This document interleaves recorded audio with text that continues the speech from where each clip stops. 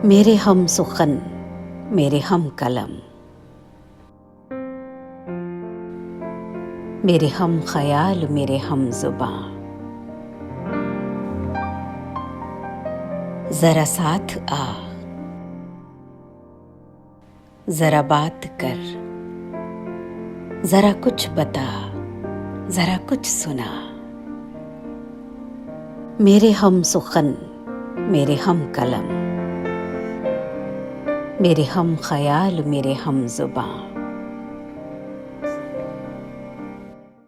नमस्कार, आदाब, खुश आमदीद।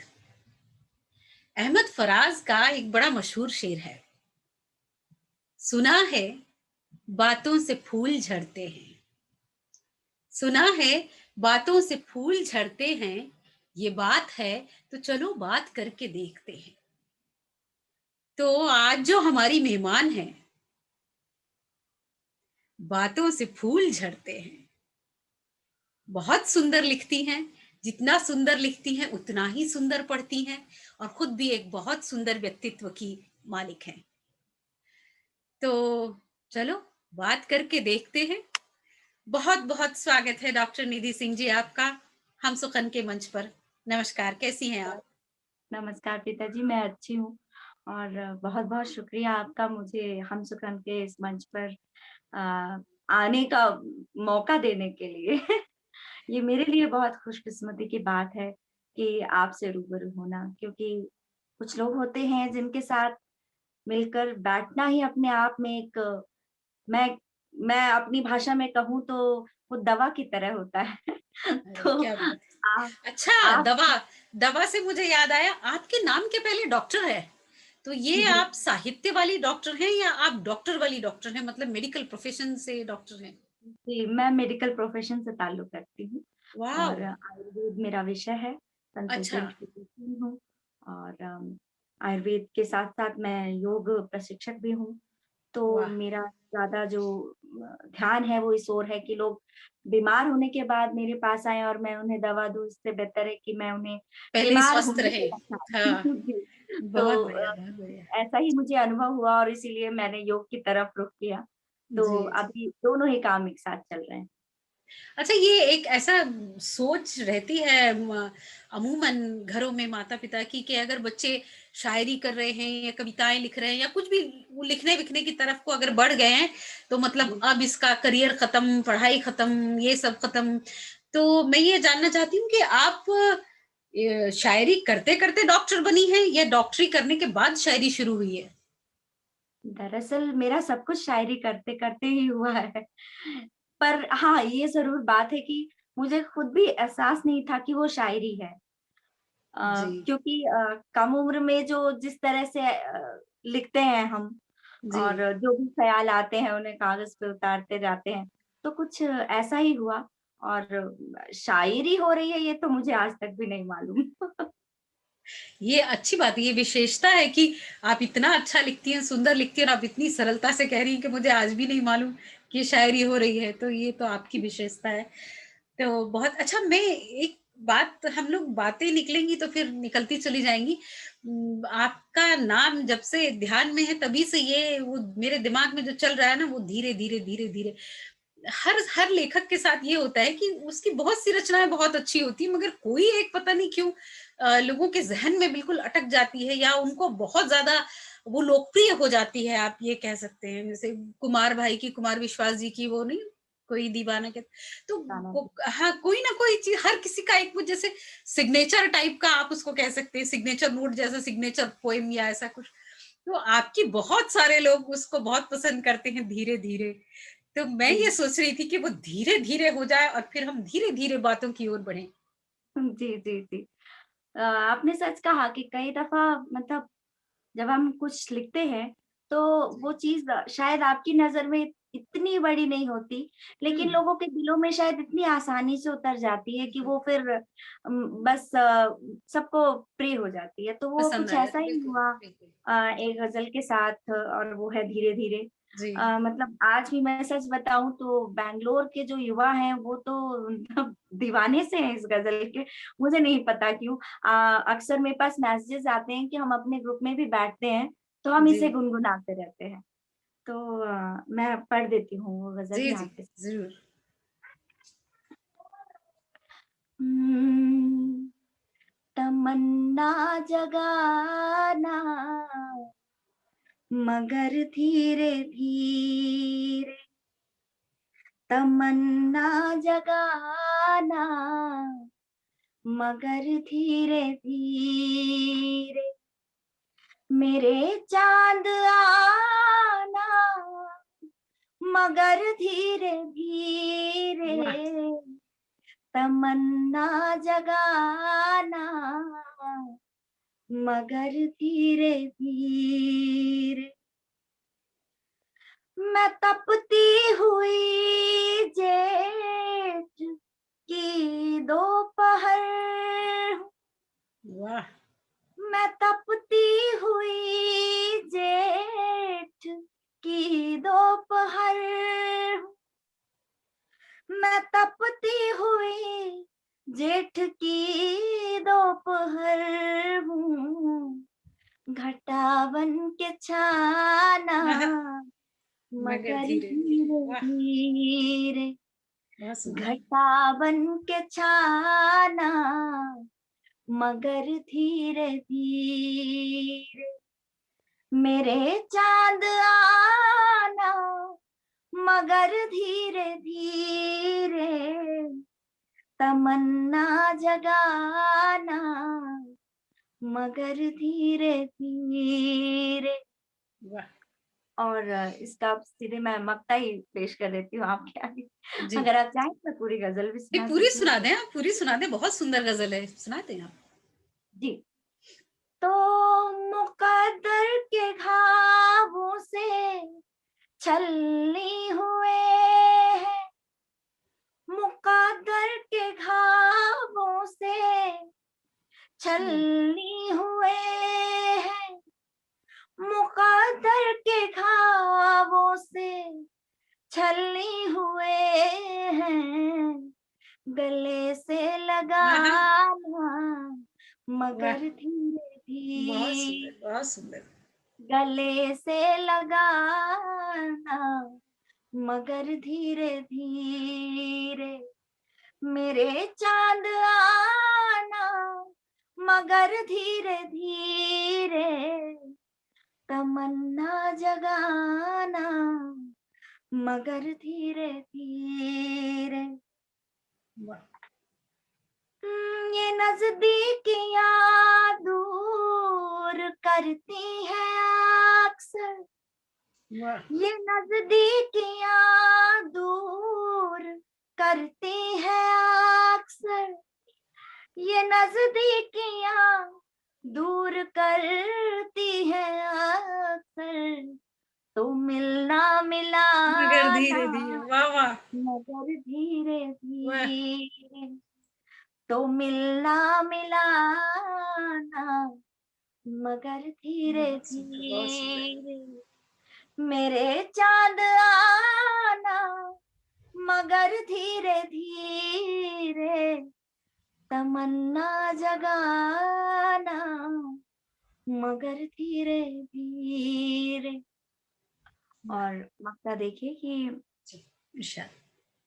ज़माने के होठों पे आएगा एक दिन, और ये शेर लिखते वक़्त मुझे नहीं मालूम था कि ये सचमुच ऐसा हो जाएगा कि ज़माने के होठों पे आएगा एक दिन, ज़माने के होठों पे आएगा एक दिन, निधि ये तराना मगर वाह! धीरे-धीरे, निधि ये तराना मगर धीरे-धीरे, मेरे चाँद आना मगर धीरे-धीरे। बहुत सुंदर, बहुत शानदार और वाक़ई ये छाया हुआ है, सबकी ज़ुबान पे छाया हुआ है। धीरे-धीरे क्या बल्कि तेज़ी से छाया हुआ है ये तो। अम, जी। तो आपने जैसे कहा कि आप बहुत पहले से लिख रही हैं, काफ़ी छोटी थी आप तब से आपने लिखना शुरू किया। क्या घर परिवार में कोई ऐसा साहित्यिक माहौल था या आपके परिवार में भी कोई लिखता है, कोई इस तरह की पृष्ठभूमि या कुछ है? मेरे पारिवारिक माहौल ऐसा साहित्यिक तो नहीं कहा जाएगा क्योंकि कोई साहित्य के क्षेत्र में नहीं था। जी। लेकिन रुचि सबकी रही।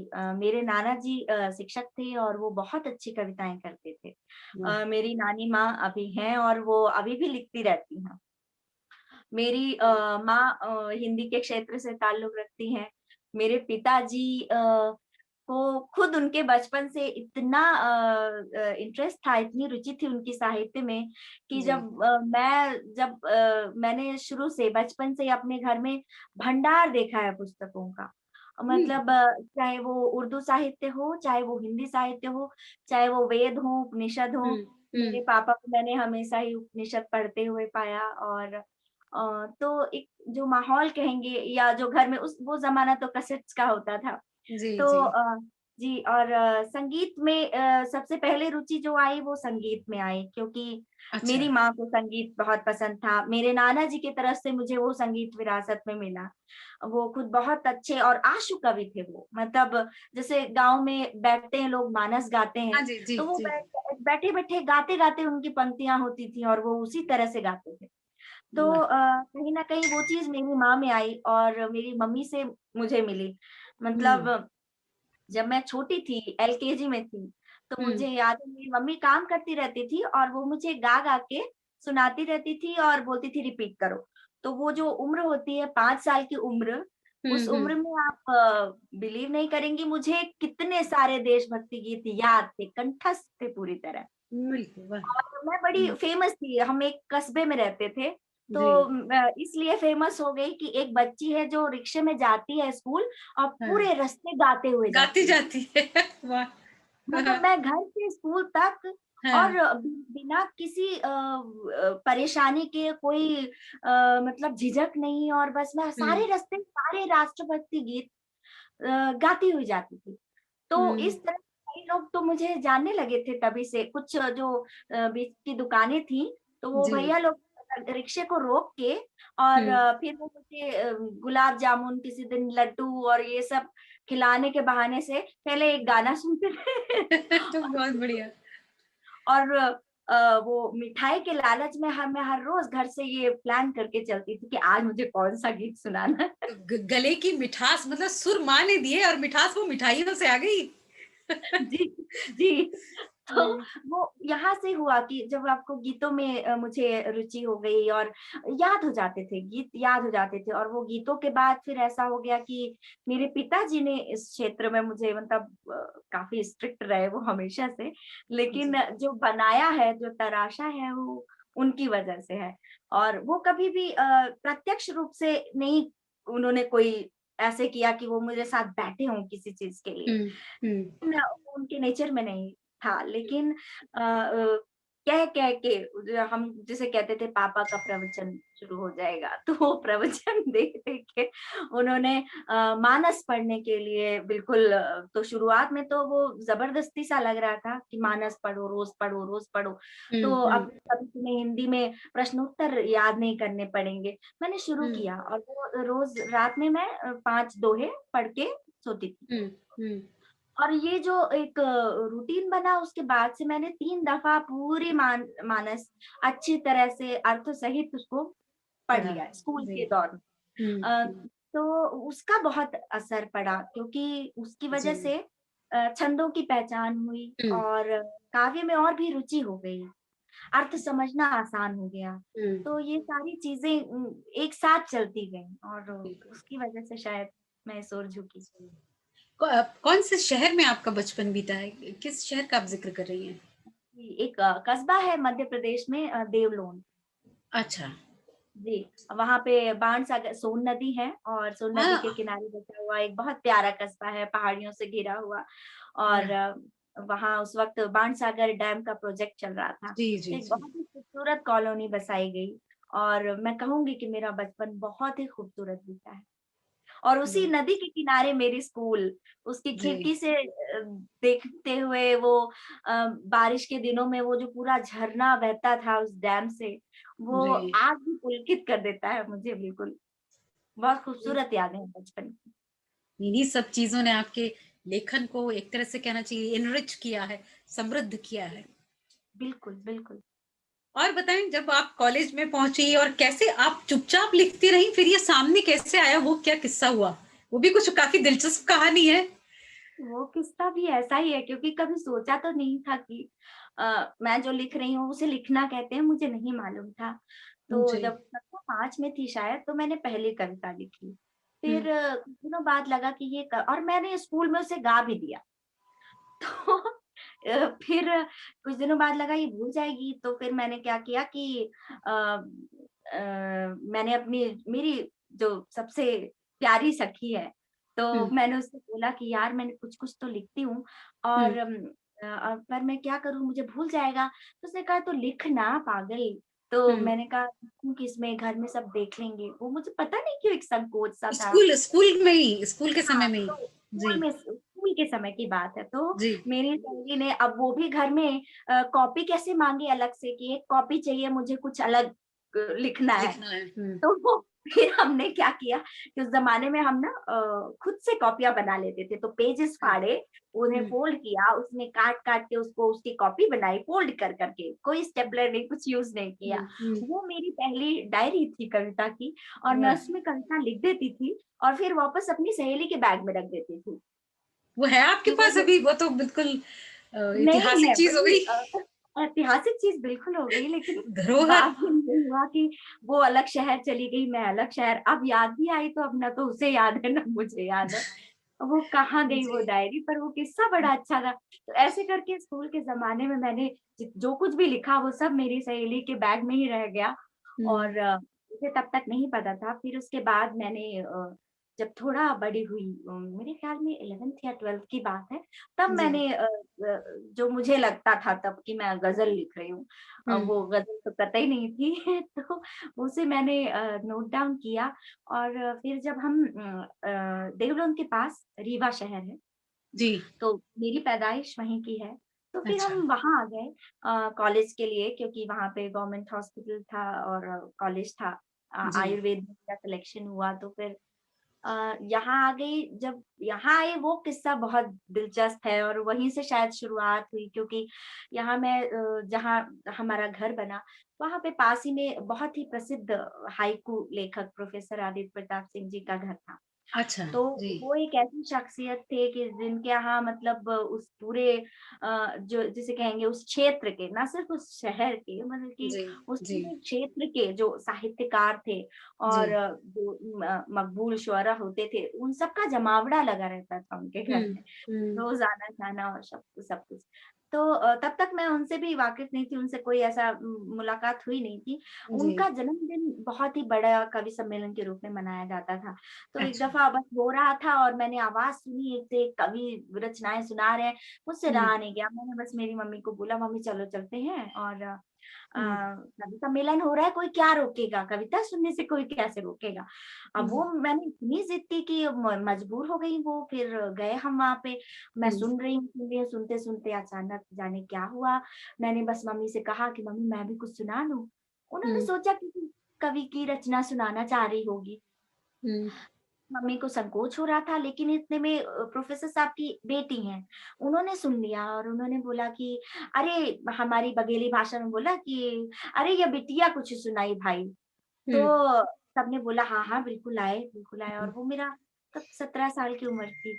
फिर जी। मैंने वहाँ सुनाई ग़ज़ल हुँ, और सबने हाथों-हाथ लिया उस वक़्त और वो पहला दिन था जब मेरी मम्मी को ये पता चला कि मैं लिखती हूँ। वाह! तो बस वहीं वहीं पे कुछ और दूसरे कवि थे और उन्होंने मुझे वहीं के वहीं न्योता दे दिया कवित्री सम्मेलन के लिए और वहाँ से शुरुआत हुई। वहाँ से मंचों की भी शुरुआत हो गई। जी, जी। और व आप आपने बताया आपके पिताजी को क्या डर लगा था कि जैसा मैंने कहा मेरे पिताजी का जी। स्वभाव थोड़ा अलग था। मतलब जैसा जी। आज के ज़माने में पिता लोग बच्चों को बहुत हुँ, एनकरेज करते, तुम बहुत अच्छा कर रही हो, तुम बहुत अच्छा कर रही हो। मेरे पिताजी का उल्टा था। उल्टा। हुँ, उल्टा था। तो वो आगे बढ़ाने के लिए भी कुछ अलग ही अंदाज में हाँ, कहा करते थे। हाँ, तो उन्हें ये हमेशा लगता था, और आप सोचिए कि ये हालत थी कि एक चीज़ ज़रूर मैं विशेष रूप से कहना चाहूँगी कि जी, एक तरफ वो ऐसा करते थे, लेकिन बचपन से लेके आज तक कभी भी ऐसा नहीं हुआ कि मैं कभी भी मंच पे खड़ी हूँ, कोई भी हुँ, मंच हो, मैं हुँ, मंच पे खड़ी हूँ और मेरे पिताजी सामने ना बैठे हों। क्या बात है! वाह, वाह! इतनी व्यस्तता थी कि जब मैं बहुत रीवा सुंदर। आ गई और जी, मुझे जाना होता था दूसरे शहरों में कार्यक्रम के लिए, तो वो जी, देवलोन से, और वो एक बैंक कर्मचारी थे, तो हुँ, बैंकों में कितनी व्यस्तता होती है। वो बैंक बिल्कुल, क्लोज़ करके और पूरा अपने ड्यूटी करके उसके बाद फिर वो बस से आके, फिर मुझे हुँ, दूसरे शहर ले जाके और कवि सम्मेलन में मतलब वो करवाते थे। तो ये जी, चीज़ मुझे हमेशा दिखी कि उनकी प्रेरणा और उनका वो जो स्वभाव था कि वो पीछे से सहारा देते थे, हुँ, तो वो एक बहुत काम आया। और जब ये चीज़ें सामने आई कि मैं लिख रही हूँ, अब सीधे कार्यक्रम, थोड़ा उल्टा भी हुआ मेरे केस में ये कि लोग जनरली साहित्यकारों के पास कई बार जाते हैं, फिर धीरे-धीरे जी, उन्हें मंच मिलता है। मेरा प्रस्तुतिकरण सबको इतना अच्छा लगा उस दिन कि मुझे पहले मंच मिल गया। तो हुँ, ये देख के मेरे पापा थोड़ा घबरा गए और उन्हें ये लगा कि अभी हमें पता ही नहीं है। तो हुँ, उन्होंने मुझे सीधे नहीं बोला कि मैं हतोत्साहित हो जाऊँगी। उन्होंने मम्मी से ज़रूर ये बोला कि उससे अभी थोड़ा पूछ लेना, ये उसी की है ना? मतलब किसी और की सुनाना पंक्तियाँ और किसी और की रचनाएँ सुनाना, ये बहुत बड़ा क्राइम है। हुँ, वो बहुत परेशान थे कि अगर ये जी, मंच पे चली गई और इसने किसी और का अपने नाम से सुना दिया कर तो दिया, सही क्या बात। होगा? ये बहुत गलत हो जाएगा। जी। तो फिर मम्मी ने मुझसे पूछा, बेटा कब से लिखती हो? तो सचमुच लिखती मैंने हो कहीं से लिया ही उठा के? हाँ, तो मैंने कहा मम्मी ज़्यादा नहीं लिखा है, थोड़ा-सा ही लिखा है, पर मैंने खुद लिखा है। खुद लिखा, मुझे जी। बस वहाँ से शुरुआत हुई कि धीरे-धीरे मतलब मम्मी-पापा को भी भरोसा हो लेकिन गया। ये जो आपने कहा आपके पिताजी ने ज़िक्र किया लेकिन ये थोड़ा-सा मंचों पर इस तरह का भी चीज़ देखने को मिलती है कि ख़ास तौर पे जो कवियत्रियाँ होती हैं या जो शायरा के तौर पर मंच पे आती हैं, तो उन्होंने कहा कि भई खूबसूरत सी हैं, आवाज़ अच्छी है, तो लोग अपनी दे देते हैं कि बस स्टेज पर एज़ अ ग्लैमर कि आप अरे! इतने सारे शोरा बैठे हैं और बीच में एक तो ये मुझे कभी-कभी कभी-कभी क्या मुझे हमेशा ही ये बात बहुत मुझे इस पर तकलीफ़ होती है कि जो लोग सचमुच लिख रहे हैं, उनको आगे आना चाहिए। आप शक्ल-सूरत पर या वो लटके-झटके वाली वो चीज़ मंच पर साहित्यिक मंच पर नहीं होनी चाहिए उस तरह की बात, लेकिन है तो शायद कहीं वो चीज़ ध्यान में रख के उनको लगा हो, जी, ऐसा कुछ हुआ हो। बेशक मतलब मेरे साथ अ, हर एक लेवल पे ऐसा हुआ। जब बचपन क्योंकि इतनी कम उम्र में सबसे पहले मंच मिले, जी। तो वहाँ तो उम्र की वजह से सबको सबने ऐसे हुँ, सशंकित होके शक की निगाह से देखना कि हुँ। क्योंकि मेरा प्रस्तुतिकरण अच्छा था, मैं गाती जी, थी और जी। तरन्नुम में गज़लें गाती थी। तो पहले तो सबको ये लगा कि इसे कोई लिख के दे रहा है और ये गा रही है। तो उसके लिए भी मेरे टेस्ट लिए गए, मेरी डायरी तक देखी गई, घर पे आए लोग, हुँ, फिर उन्होंने हाँ जी, जी, उन्होंने बहर दी और फिर उसके बाद कहा इस पे लिख के लिख दिखाओ के और लाओ। हुँ, जी, तो ये सब हुआ और वो मैं समझती हूँ ये अच्छा हुआ, वो मैं बिल्कुल समझती हूँ कि अच्छा हुआ। हुँ। एक एक ये भी वजह थी कि उस वक़्त सोशल मीडिया इतना नहीं था विस्तृत। जी, जी। तो आज के ज़माने में जैसे कम उम्र के भी जो लिख रहे हैं लड़के-लड़कियाँ, हुँ, वो हुँ। आसानी से अपनी रचनाएँ पहुँचा सकते हैं लोगों के बीच जी, में और बिल्कुल। उनको पढ़ के लोगों को यकीन आ जाता है कि हाँ, ये इसका खुद खुद का लिखा हुआ है। हुँ, हुँ, लेकिन उस वक़्त में तो ऐसा नहीं था, तो जब लोग मिलेंगे, जब मुझे हुँ। मंच मिलेगा तभी मैं अपनी प्रस्तुति दे सकती हूँ, तभी लोगों तक ये बात पहुँच सकती है। तो कुछ ऐसा ही था, तो वजह ये रही। उस वक़्त मैं जी, इसको बिल्कुल सकारात्मक ही ले रही थी कि ये अच्छी बात है, अगर कोई मुझे टेस्ट कर रहा है, तो मुझे साबित करने में कोई परेशानी नहीं है। जी। और वो उम्र कोई ऐसी तो थी नहीं कि मैं बहुत बड़ी शायरा बन गई थी। हुँ, हुँ। परेशानी मुझे बाद में हुई क्योंकि सबसे पहले तो ये कि मेरा फाइनल ईयर आया और मुझे उस वक़्त मेडिकल का फाइनल ईयर बहुत ध्यान देना था। 2 चीज़ें हो जाती हैं, हम लड़कियों के साथ, मैं जी, यहाँ लड़की बोल रही हूँ स्पेशली, मुझे अच्छा नहीं लगता, लेकिन सच वास्तविकता यही है कि जी। हमारे पास वक़्त कम होता है, उसी हुँ, कम वक़्त में हमें अपना करियर बनाना है, क्योंकि हुँ, वो जो आगे ज़िंदगी की जो राह दिखाएगा, वो करियर दिखाएगा। तो मेरे साथ ऐसा ही था, मैंने फाइनल ईयर में कवि सम्मेलनों में जाना बंद कर दिया। हुँ, फिर इंटर्नशिप का दौर आया, फिर मुझे पूरा अपना प्लॉट बनाना था, तो मैंने अपनी क्लिनिक डाल दी, इंटर्नशिप के दौरान ही डाल दी। और हुँ, उस वक़्त मैं अलग से गायनोकोलॉजिस्ट को भी असिस्ट कर रही थी। तो मतलब सुबह से लेके शाम तक मैं लगातार सिर्फ़ और सिर्फ़ पढ़ाई और अपने काम में ही थी। हुँ, और जब क्लिनिक डाला, वो भी एक अपने आप में एक नई चीज़ थी, क्योंकि उस शहर में कोई इसके पहले आयुर्वेद का कोई प्राइवेट क्लिनिक नहीं था। हुँ, हुँ, तो आयुर्वेद, विशेषकर उत्तर भारत में लोग आयुर्वेद को लेके उतने आत्मविश्वासी नहीं रहते हैं डॉक्टर्स। हुँ। लोगों का उतना विश्वास भी नहीं था तब तक आयुर्वेद में। शुरू के तो इस दिनों में वजह नहीं था मेरे ख्याल से, अब तो ये अब नेचुरोपैथी, बढ़ा है। आयुर्वेद ये सब चीज़ें अब थोड़ा-थोड़ा सा लोग अब उसको निकल रही जान रहे हैं, समझ रहे हैं। लेकिन जी। बीच के एक दौर में था कि वो सारा फ़ोर्स उधर था, एलोपैथी की तरफ जाएँगे कि ये तो बेकार डॉक्टर है, जो घास-फूस मेरा वाले। वक़्त था वो ऐसा ही था, क्योंकि हुँ, मेरे बिल्कुल, पहले बिल्कुल। इतने सीनियर्स में से किसी ने ये कोशिश नहीं की थी कि वो खुद अपना जी। एक सेक्टर डाले। तो वो मैंने डाला, और लेकिन वो भी ज़्यादा दिन तक नहीं हो पाया, 1 साल के अंदर ही मेरी शादी हो गई। फिर हुँ, मैं दूर आ गई, और यहाँ नई भाषा, नया माहौल सब कुछ था। हुँ। तरह से घर गृहस्थी, और ये भी एक नया नया फ़ेज़ कहना शुरुआत चाहिए। होती है नई ज़िंदगी की, जहाँ हमें खुद को प्रूफ भी करना पड़ता है। बिल्कुल। तो वो मैं इस कदर डूबी उसमें कि लेखन पूरी तरह से छूट गया। हुँ, और मतलब पूरा अगर देखा जाए तो करीबन 8 साल का फ़र्क आ गया।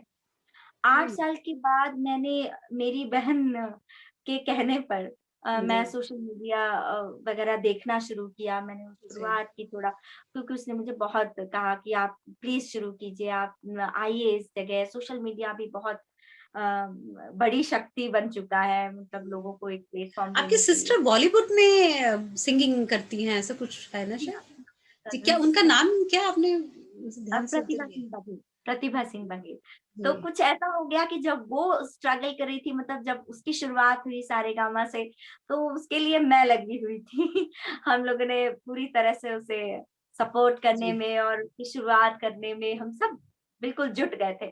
जी। और मेरी शुरुआत करने के लिए भी मैं उसे ही श्रेय देती हूँ, क्योंकि ये हुँ, जो सोशल मीडिया से जुड़ना और वापस इस तरफ खींचना, वो जी, ज़रूर उसकी वज़ह से हुआ, और उसने मुझे बहुत प्रेरित किया हर तरह से। फिर यहाँ परिवार से भी मुझे बहुत सपोर्ट मिला, तो फिर मैंने फिर नई शुरुआत की। लेकिन जब मैं आई सोशल मीडिया पे, मैंने देखा 8 सालों में बहुत फ़र्क आ गया है। हुँ, कितने-कितने नए लोग लिख रहे हैं, और कितना बेहतर लिख रहे हैं। हुँ, और हुँ। मैं खुद 8 सालों में मुझे जितना परिष्कृत होना चाहिए था, मैं नहीं थी। तो फिर वो मेरे लिए कहना चाहिए कि एक नई शुरुआत थी, और वो मैंने की, और वही चल रहा है अब। जी। अच्छा, वो अपने परिष्कृत होने की बात की तो मुझे लगा आपका कोई उस्ताद भी रहा है शायरी में, या आपने अपनी ही तरह अ, दरअसल मुझे अभी ये भी नहीं लगता कि मैं किसी उस्ताद से ये कहने लायक हूँ कि आप मेरे उस्ताद बन जाइए। तो मुझे ये संकोच है कि पहले मैं उनके आगे जाने लायक तो हो जाऊँ। ऐसा है कि अभी मेरे पास कोई ऐसे फॉर्मली कहने लिए के लिए तो उस्ताद नहीं है, लेकिन मैं बहुत खुशकिस्मत हूँ कि मुझे ऐसे जी, लोगों का सानिध्य मिला जिनसे आज तक मैं मिली भी नहीं हूँ। इसी सोशल मीडिया के जी, जी। हवाले से कह रही हूँ। तो बहुत से अच्छे-अच्छे लोगों से ताल्लुक मेरा हुआ इस दौरान, जी। और लोग खुद बड़े-बड़े शायर सामने से आए, और उन्होंने मुझे मेरी गलतियाँ बताई, और हुँ, मुझसे कहा कि तुम्हें कभी भी कुछ भी जानना सीखना हो तो बताना। तो मैं अब कोशिश करती हूँ कि मैं पूछूँ उनसे बीच-बीच में। जी, हुँ। अच्छा, आप तो हिंदवी के साथ भी जुड़ी हुई हैं ना? जी, हिंदवी भी काफ़ी अच्छा प्लेटफ़ॉर्म है। जी, वो भी इसी तरह कि मैं हिंदवी से जुड़ी हूँ, पर आज तक मेरी किसी से मुलाकात नहीं हो पाई, और हम सब बस यूँ ही ऑनलाइन जुड़े हुए हैं, और अच्छा काम हो रहा है। जी। लेकिन ये अच्छा है जो आपने कहा ना कि लोग कई बड़े शायर भी हैं जो इस सोशल प्लेटफ़ॉर्म पे आपको मिल जाते हैं और कभी कोई चीज़ उनको कहीं लगती है कि ये कमज़ोर रह गई या एकाध शब्द इधर-उधर कर दिया जाए तो बात का वज़न बढ़ता है या कोई चीज़ और वो अपने आप बताते हैं उस चीज़ को तो ये बहुत बड़ी बात है और इससे जो लोग सीखना चाहते हैं उनके लिए बहुत आसानी है कि आसानी से वो पूछ भी सकते हैं उनको और सीख भी सकते हैं। तो और जो नए लिखने वाले हैं उनको ये आत्मविश्वास देना कि तुम जी, अच्छा कर सकते हो और जी, तुम आओ, क्योंकि जी। बहुत से बड़े लोग सामने इतना डरा देते हैं कि वो हुँ, बेचारे आ नहीं पाते। तो ये एक हुँ। बहुत बड़ी चीज़ है, क्योंकि इसके लिए उन्हें कुछ मिल नहीं रहा है।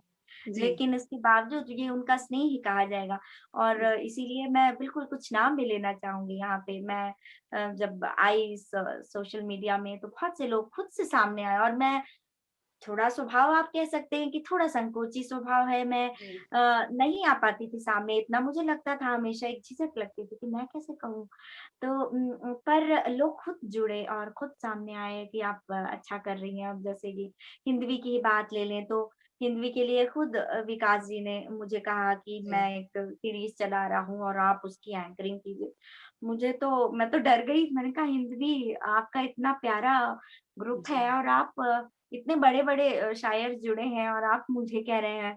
तो उन्हें बोला, मैं कह रहा हूँ ना, मतलब खुद को आप ज़्यादा जानेंगे या हम जानेंगे? और वो तो खुद भी बहुत अच्छे शायर हैं। वो यही यही मैंने हाँ, कहा कि आप खुद इतने अच्छे शायर हैं और इतना अच्छा हुँ, ग्रुप है, एक से बढ़ के एक शायर जुड़े हुए हैं उस ग्रुप। बिल्कुल, बिल्कुल। फिर आप मुझे बोल रहे हैं तो पर ये उनका भरोसा था मुझ पे, और उसी सीरीज़ के बहाने से मैंने बहुत अच्छे-अच्छे लोगों से बातें की, बहुत अच्छे-अच्छे शायर और कवियत्रियों से बात की, जिसमें से एक से मैं फ़िलहाल बात अरे कर वाह! रही हूँ। तो वो क्या एक बात! बहुत अच्छा अनुभव रहा, बहुत ही अच्छा अनुभव रहा। जी, उनसे जुड़ी, विनीत आशना भाई से जुड़ी, रश्मि शर्मा मैम से जुड़ी। जी, जी, फिर इधर मैं शेषधर तिवारी सर, मैं उनके जी। उनकी बहुत-बहुत शुक्रगुज़ार हूँ। उन्होंने मेरा मार्गदर्शन किया। तो ऐसे बहुत से लोग जुड़ते गए इस सिलसिले में। आपने शेषधर जी का ज़िक्र किया, शेषधर तिवारी जी का। उनका एक शेर है जो शायरी के मामले में बिल्कुल सही फिट होता है। दिल की बातें सुना करें साहब, दिल की बातें सुना करें साहब, शायरी हाँ, ज़हन से नहीं होती। नहीं होती, तो बिल्कुल, ये बिल्कुल। कोई भी शायरी कर रहा हो, ये बिल्कुल फिट होती हैं तिवारी जी की लाइनें उस पर। जी। अच्छा, इससे पहले कि मैं आपको कुछ सुनाने का अनुरोध करूँ, आप मुझे बताएँ कि मंच के आपके अनुभव कैसे रहे? मंच के अनुभव बहुत ही अच्छे थे, बहुत अच्छे थे। उस दौरान क्या जब मेरे मतलब मैं शुरुआत ये जानना चाहती हूँ, क्या किसी किस्म का भेदभाव या कुछ ऐसी चीज़ आपको महसूस होती है मंचों पर? पहले नहीं होती थी मुझे उतनी महसूस। हुँ, पहले तो सब मुझे बच्ची की तरह ही लेते थे कि जी। बच्ची आई है, और सब बहुत उत्साहवर्धन करते थे। हुँ, मैंने उसी ज़माने में बशीर बद्र साहब के साथ ही पढ़ा, तो वाह! बहुत अच्छा था पहले। जी। लेकिन अब जब ये दूसरा दौर जो शुरू हुआ, हुँ, तब हुँ, मैं एक बच्ची नहीं थी। हुँ, तब मैं हुँ, एक स्त्री के रूप में, कवियत्री के रूप में जा रही थी। तब मुझे एहसास हुआ कि ये अंदरूनी मामलात का कि क्या-क्या हुँ, चीज़ें चलती हैं, और हुँ, उस उन चीज़ों ने ज़रूर हर्ट किया। मतलब वो परेशान करती हैं कई हुँ। दफ़ा। और इस तरह एक दफ़ा तो मैं आपको सच बताऊँ कि एक कवि सम्मेलन में मैं गई, उसमें सिर्फ़ 2 कवि और 1 मैं थी। अच्छा, और वो और वो सैनिकों के लिए था समर्पित कार्यक्रम, और मैं जी। वहाँ गई और मैंने सुना, खुद सुना कि कान में कहा जा रहा है, एक कवि हुँ, ने दूसरे कवि के कान में कहा। हुँ, तो वो बात मैंने सुनी और मुझे बहुत ठेस पहुँची कि मतलब उनका कहना ये था कि सिर्फ़ शो पीस हैं। हुँ, हुँ। तो मतलब इनके बगैर कार्यक्रम कैसे हो सकता है? हाँ, तो ये बड़ी चुभने वाली बात है जो अक्सर जो अच्छी कवियत्रियाँ हैं, जो सचमुच कुछ लिख रही हैं, उनके लिए तो बड़े ही मतलब कोफ्त भी होती है कि किस तरह की सोच ये लोग रख रहे हैं, जो खुद भी साहित्यकार हैं।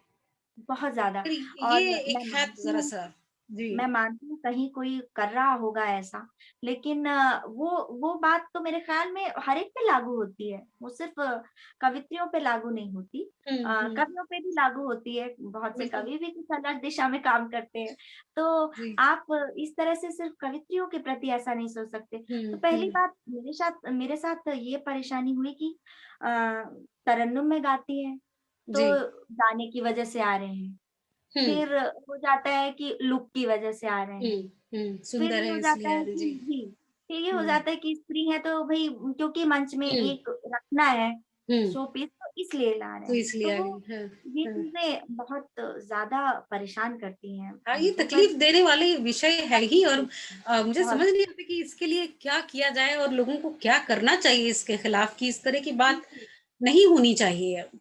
बिल्कुल और ये भी हुआ कि अभी मैं उसे बिल्कुल सकारात्मक ही लूँगी। हाल ही में मुझे एक टिप्पणी ये भी मिली कि आपकी आवाज़ इतनी दिलकश है कि आपकी शख्सियत का अंदाज़ा नहीं लगता। तो जो मैं गा के जहाँ भी लोग मेरे वीडियोज़ देखते हैं या तो उन्हें ये अंदाज़ा नहीं होता है कि ये सिंगर हैं या रचनाकार हैं। हुँ, तो अब उसके लिए क्या किया जा सकता है? उसके लिए मुझे एक शेर याद आ गया, किसका ये याद नहीं आ रहा मुझे इस वक़्त। मेरी आवाज़ ही पहचान नहीं है मेरी आवाज़ के आगे भी सुना जाए मुझे। वाह! वाह! तो बिल्कुल, बिल्कुल, यही तो बात अब है। मैं आपकी उस मीठी आवाज़ को सुनना चाहती हूँ, आप जो कुछ भी सुनाना चाहें। जी। गज़ल, गीत आपने तो बल्कि आप रीवा बघेलखंड को बिलॉन्ग करते हैं, आपने बघेली में भी कुछ लिखा हुआ है। जी, आई थिंक अभी जी, हाल-फिलहाल बंगाली कुछ कोरोना-वोरोना का भी आपने कुछ लिखा था, हाँ, हाँ, जी। मज़ेदार सा था कुछ। जी। लिखा था मैंने एक लोकगीत जो भी लिखा आप था। सुनाना चाहें, आपकी मर्ज़ी। जी लोकगीत लिखा था वो सिर्फ़ उस वक़्त कोरोना को लेकर जागरूकता फैलाने जी। की ज़रूरत थी, तो इस उद्देश्य से लिख दिया था कि अ, सब केहू के बतावा सब केहू के बतावा भाई जाए के कोरोना महामारी के बचाव सब वाह! केहू के बतावा सब केहू के बतावा भाई जाए के कोरोना महामारी के बचाव तो अ, बस इसी तरह ये लिख दिया था और इसमें मैंने कोशिश की कि थोड़ा कोरोना को लेकर जागरूकता आए लोगों में ये और आपने लॉकडाउन आपने कोरोना का सुना है? ये अभी अभी जो आवाज़ आई मेरे फ़ोन पे कोरोना का अलर्ट एक मैसेज आया, उसकी वो साउंड थी। मैं खुद भी हड़बड़ा गई कि क्या हुआ? तो नज़र डाली तो वो कोविड का अलर्ट आया है क्योंकि जी। जी, वाह! तो जी, बघेली में मैंने कोशिश की है, कुछ लोकगीत भी लिखे मैंने क्योंकि प्यार है अपनी मातृभाषा से तो बस होना चाहिए अपनी जो क्षेत्रीय भाषाएँ हैं, बोलियाँ हैं, उनके उनके लिए भी काम किया जाना चाहिए। उनको भी ज़िंदा रहना ज़रूरी है क्योंकि अगर वो प्रयोग में नहीं होंगी, आगे बढ़ाई नहीं जाएँगी तो धीरे-धीरे वो विलुप्त होने लग जाएँगी। मैं जी, जी, आपके जी। पड़ोसी क्षेत्र की हूँ, आप बघेलखंड की हैं, मैं बुंदेलखंड की हूँ। जी। तो बुंदेली को लेकर भी हमें यही कष्ट होता है कि देखें दूसरी भाषाएँ कितना आगे हैं, ब्रज भाषा को आप ले लीजिए या दूसरी भाषाओं को ले लीजिए तो बुंदेली काफ़ी पीछे चल रही है, तो हम लोग भी काफ़ी प्रयास करते रहते हैं कि कुछ काम हो, जी, तो बिल्कुल जी, होना बिल्कुल। चाहिए। जी, तो मैं आपको एक बघेली लोकगीत सुनाती हूँ और वाह! वहीं से मैं शुरुआत करती हूँ जी, जी। आपको।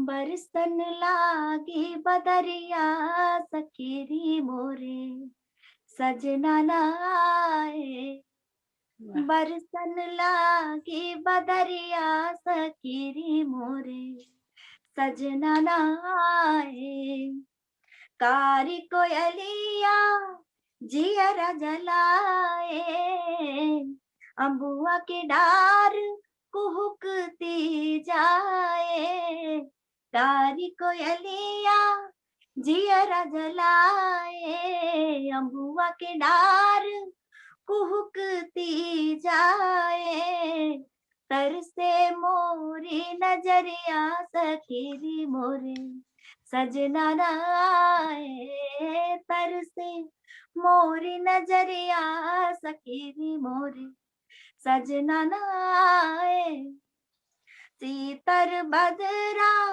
बरसन लागे शीतल बदरा बरसन लागे तपती धरती के भाग हैं जागे तपती धरती के भाग हैं जागे दहके मोरी सजरिया सकीरी मोरे सजना नाए दहके मोरी सजरिया सकीरी मोरे सजना ना आए, का करूं झूला, का करूं गजरा, का करूं झूला, का करूं गजरा, बहता जाए अखियन कजरा, बहता जाए अखियन कजरा, कौन झुलाए गुजरिया सखीरी मोरे,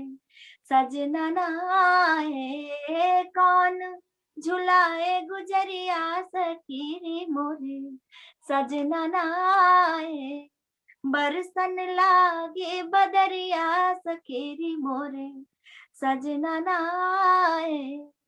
वाह वाह वाह, बहुत सुंदर, बहुत सुंदर। क्या कहते हैं इसको, विरहा? हाँ, कह सकते हैं विरह गीत है। जी जी, जी, बिल्कुल। जी।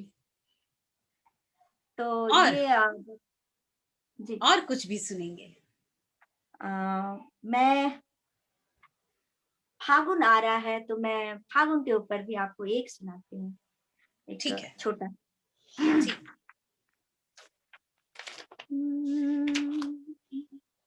फागुन आयो संग पूर्वी बयार सखिया, फागुन आयो संग पूर्वी बयार सखिया, करे धरती के सोलह सिंगार सिंगार। सखिया, करे धरती के सोलह सिंगार सखिया, फागुन आयो संग पूर्वी बयार सखिया, फागुन आयो संग पूर्वी बयार सखिया, अम्बुआ के डारी डारी बौर लहराई, अम्बुआ के डारी डारी बौर लहराई, बाग बगीचा महके है अमराई, बाग बगीचा महके है अमराई, जाए झर झर महुआ के डार सखिया, अरे जाए वाह! झर झर महुआ के डार सखिया, फागुन आयो संग पूर्वी बयार सखिया, फागुन आयो संग पूर्वी बयार सखिया, धरती के रंग दिनी धानी रे चुनरिया, धरती के रंग दिनी धानी रे चुनरिया, सरसों की पियरी पहिर चली गोरिया, सरसों के पियरी पहिर चली गोरिया, फागुन पिया मारे रस रंग धार सखिया, फागुन पिया मारे रस रंग धार सखिया, फागुन आयो संग पूर्वी बयार सखिया, फागुन आयो संग पूर्वी बयार सखिया। बहुत सुंदर, बहुत सुंदर। हमारे क्षेत्र का बहुआ, हमारे क्षेत्र के फागुन में वो आम की बौर आना और ये सब बहुत सुंदर, बहुत ही सुंदर। जी, बस ये रचनाएं जब हो जाती हैं तो ऐसा महसूस होता है कि जैसे अपने गांव देश में है, बस। हाँ, बिल्कुल, वो सारा चित्र जैसे आँखों के सामने बिल्कुल सजीव हो जाता है ना सारा कुछ, कि जी, वो जी, खेत और वो आम के सारे पेड़ लगे हुए हैं और बहुत सुंदर महुए टोकनी भर-भर के वो लेके जाते हैं, बीन-बीन के महुए। जी, जी। बहुत, बहुत सुंदर। एक मैं चाहूंगी कि मैंने कुछ रचनाएं छंदात्मक भी की, जी, छंद भी लिखे, जी, तो एक रचना मैं देती हूँ। स्वागत। शंभुहे महेश्वरम यजामहे त्र्यंबकम, मुनीश्वरम महाशिवम अचिंत चंद्रशेखरम, हाँ, शंभुहे महेश्वरम यजामहे त्र्यंबकम, मुनीश्वरम महाशिवम अचिंत्य चंद्रशेखरम, सर्पमाल भाल चंद्रभूषणम जटाधरम, सर्पमाल भाल चंद्र भूषणं जटाधरम्, पिनाकधर है शूलपाणि व्योम रूप निर्मलम्। बहुत सुंदर, वाह! पिनाकधर है शूलपाणि व्योम रूप निर्मलम्। बहुत सुंदर। चर्म शार्दूल मुंड भस्म अंग शोभितम्। चर्म शार्दूल मुंड भस्म अंग शोभितम्। मुनीश्वरं महाशिवम् अचिन्त्य चन्द्रशेखरम्। यथापि विषधरं हेऽमृतायतं सुरेश्वरम्। गौरी गण समेत सुर असुर मुनीन्द्र पूजितम्। नमामि नीलकंठ गौरीनाथ शंकरं शुभम्। मुनीश्वरं महाशिवम् अचिन्त्य चन्द्रशेखरम्। कोटि सूर्य भाषितम् अमित स्वतेज सुंदरम्। महेंद्र गिरि निकेतनम् परात्परम् सदाशिवम्। कोटि सूर्य भाषितम् अमित स्वतेज सुंदरम्। महेंद्र गिरि निकेतनम् परात्परम् सदाशिवम्। त्रिलोक अर्तिनाशनम् सृष्टि चक्र रक्षकम्। मुनीश्वरम् महाशिवम् अचिन्त्य चन्द्रशेखरम्। मुनीश्वरम् महाशिवम् अचिन्त्य चन्द्रशेखरम्। वाह! वाह! क्या बात है, वाह! धन्यवाद। और बिल्कुल जैसे आत्मा तक वो शहद की बारिश जैसी वैसा अनुभूति, बहुत सुंदर। देवालय की सीढ़ियों पर जैसे बैठे हों, बहुत सुंदर। धन्यवाद। आज कुछ ऐसा हो रहा है कि जैसा मैंने कहा कि कुछ लोगों से बात करो तो वो उनकी बातें वैक्सीन की तरह होती हैं और आप जैसी शख्सियत सच में वैक्सीन की तरह है क्योंकि आपसे बात करते वक्त मुझे ऐसा महसूस हो रहा है कि मैं खुद को आज देख पा रही हूँ और मुझे नहीं मालूम कि आज मेरे अंतर्मन से क्या-क्या निकल रहा है बाहर। वाह! क्या बात है। मेरी मेरी इतनी तारीफ़ें कर आप कर देती हैं, मुझे समझ नहीं आता मैं आगे क्या बोलने वाली हूँ, वो भूल जाती हूँ फिर। जी। और कुछ सुनाना चाहेंगी? आप जो सुनना चाहें।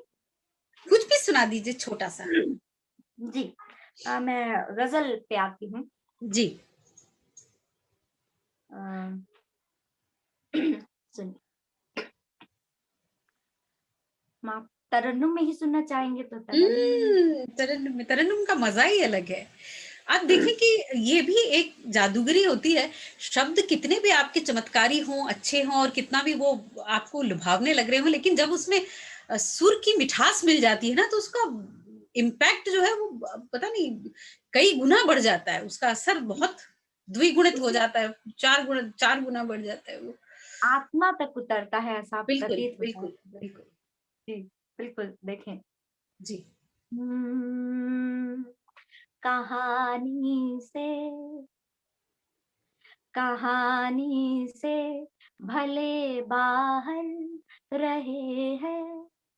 कहानी से भले बाहर रहे हैं। सभी इल्जाम अपने सर रहे हैं। कहानी से भले बाहर रहे हैं। सभी इल्जाम अपने सर रहे हैं। कभी थे प्यार में पागल बिछड़ कर। कभी थे प्यार में पागल बिछड़ कर। कभी थे प्यार में पागल बिछड़ कर। समझदारी की बातें कर रहे हैं। समझदारी की बातें वाह! कर रहे हैं। कहानी से भले बाहर रहे हैं। सभी इल्जाम अपने सर रहे हैं।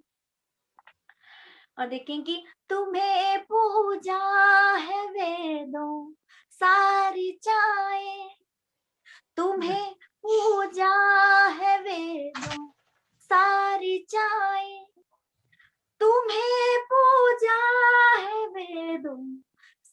मर जाए तुम्हारे नाम के आखर आहा, रहे वाह! हैं, तुम्हारे नाम के आखर रहे हैं, कहानी से भले बाहर रहे हैं, सभी इल्जाम अपने सर रहे हैं, बहुत मुमकिन है सोता फूट जाए, सोता प्रपात के लिए कहा है जी, जी। कि बहुत मुमकिन है सोता फूट जाए, बहुत मुमकिन है सोता फूट जाए, कई बरसों से हम पत्थर अरे! वाह, रहे वाह, हैं, वाह!